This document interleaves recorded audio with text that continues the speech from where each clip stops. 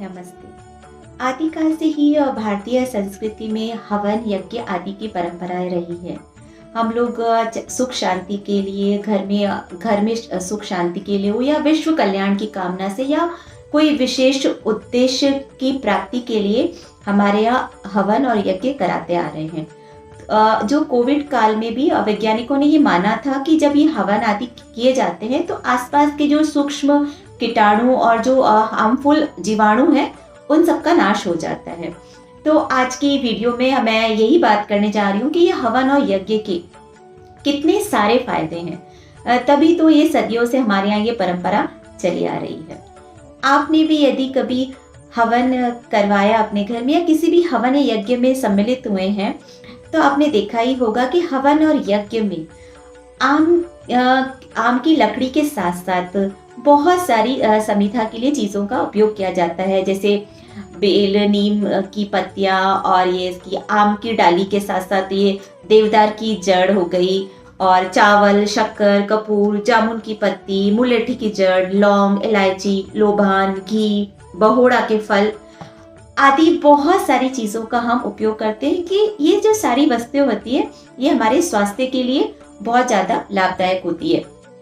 हवन से निकलने वाली अग्नि के ताप और जो समिधा के लिए हम सब ये जो वस्तुएं यूज करते हैं वो आसपास के जो वातावरण के जो सूक्ष्म कीटाणु और जीवाणु होते हैं उनको नष्ट कर देती है। फ्रांस के एक वैज्ञानिक थे, उन्होंने ये रिसर्च किया कि हवन में जो हम आम की लकड़ियों को जलाते हैं उससे एक बहुत ही लाभदायक गैस निकलती है जिसका कि नाम है फार्मिक एल्डिहाइड, जिससे कि खतरनाक बैक्टीरिया तथा वायुमंडल में जितने भी सूक्ष्म जीवाणु आदि फैले हुए हैं वो उनको खत्म कर देती है। हवन में हम गाय के गोबर से बने कंडे और कपूर का प्रयोग करते हैं जिनको कि जलाने से 94% तक बैक्टीरिया मर जाता है और जो हमारे अंदर प्राण शक्ति होती है, संजीवनी शक्ति जिसे बोलते हैं, उसका भी वो हवन में बैठने वाले या जो भी उसमें सम्मिलित होते हैं करने वाले उन सब में उस संजीवनी शक्ति का संचार होता है। जिस स्थान पर हवन कराया जाता है उस स्थान पर और उसके आसपास के सभी वातावरण पे जितने भी लोग थे उन सब पे एक सकारात्मक प्रभाव पड़ता है। और अगर किसी भी घर में अगर एक सप्ताह तक हम लोग अगर हवन करा लेते हैं तो एक सप्ताह तक वहाँ जितने भी घर में या आसपास की जो जीवाणु है, बैक्टीरिया है, ये नष्ट हो जाते हैं। ये सब रिसर्च में प्रूव हुआ है। हवन के समय हम लोग तांबे का जो बर्तन होता है उसमें पानी भरते हैं, उससे हम आचमन करते हैं हवन में।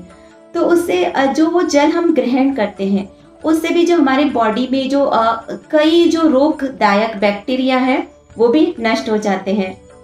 हवन करते वक्त हम कोई मंत्र का जाप करते हैं, मंत्र का उच्चारण करते हैं।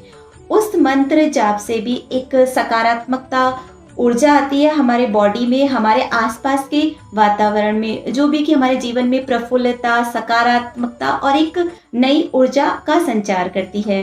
एक रिसर्च में ये भी पता लगा था कि कोई भी व्यक्ति अगर आधा घंटा हवन में बैठता है तो जो टाइफाइड के सूक्ष्म कीटाणु हमारे बॉडी में होते हैं वो नष्ट हो जाते हैं। तो हम सब ने देखा ना कि हवन के कितने सारे फायदे। हवन करने वाले को नहीं, जो आसपास का वातावरण है, प्रकृति है, पर्यावरण है, सभी को हवन के बहुत ही फायदे होते हैं। तो ठीक है, हम भी अपनी व्यस्त जिंदगी में से थोड़ा सा समय निकाल के हम घर में ही सब परिवारजन मिलके भी हम लोग हवन कर सकते हैं। इसके लिए बस आपको एक आम की लकड़ी घर में उपलब्ध घी चाहिएगा, कपूर चाहिएगा और हम सब मिलके कोई मंत्र उच्चारण करते हुए हवन कर सकते हैं। आज का वीडियो आपको कैसा लगा प्लीज़ कमेंट बॉक्स में ज़रूर बताइएगा। आज जब हम सबकी लाइफस्टाइल इतनी आधुनिक हो रही है तो हम अपनी जो ये छोटी छोटी परंपराएं हैं, ये वैल्यूज़ है, इनके द्वारा ही अपनी पहचान, अपनी संस्कृति को बचाए रखने का प्रयास कर सकते हैं। एंड में मैं बस इतना ही कहना चाहूँगी कि ज्ञान से शब्द समझ में आते हैं और अनुभव से शब्दों के अर्थ। जिसने भी खुद को खर्च किया है दुनिया ने उसी को गूगल पे सर्च किया है। अगर आपको वीडियो पसंद आ रही है तो प्लीज़ आप लाइक कर सकते हैं, लोगों को शेयर कर सकते हैं और चैनल को सब्सक्राइब कर सकते हैं। Thank you.